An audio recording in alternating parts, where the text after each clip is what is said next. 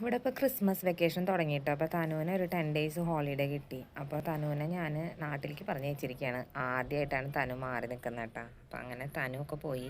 ഇപ്പോൾ ഞാനും എൻ്റെ അനിയനും മാത്രമേ ഉള്ളൂ ഇവിടെ. അപ്പോൾ നമ്മളിന്ന് സൺഡേ ആണല്ലോ, ഇപ്പോൾ ഒരു സിനിമയ്ക്ക് പോകാമെന്ന് വിചാരിച്ചു. അങ്ങനെ ദാ ഇവിടെ റോക്ക് ലൈൻ എന്ന് പറഞ്ഞൊരു മോളിലാണ് വന്നിരിക്കുന്നത് കേട്ടോ.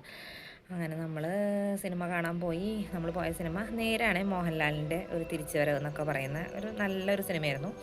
ഇഷ്ടപ്പെട്ടു കേട്ടോ. പിന്നെ ഇൻ്റർവെല്ലിന് നമ്മൾ ഒരു ഐസ്ക്രീം വാങ്ങി, ഒരു പിസ്സ ഓർഡർ ചെയ്തു, വാട്ടർ ബോട്ടിലൊക്കെ വാങ്ങി, പിന്നെയും കയറി. അങ്ങനെ സിനിമയൊക്കെ കണ്ടു കഴിഞ്ഞ് വന്നപ്പോൾ ഇന്ന് ഇവിടെ നാളെ ക്രിസ്മസ് ആണല്ലോ. അപ്പോൾ ക്രിസ്മസ് ഈവനിങ്ങിന് ഒരു ചെറിയൊരു പരിപാടി ഇവിടെ അടുത്തുണ്ടായിരുന്നു കേട്ടോ, ഒരു ഫ്രണ്ടിൻ്റെ അവിടെ. അപ്പോൾ ഞാൻ ഇതാണ് റെഡിയായി പോയി.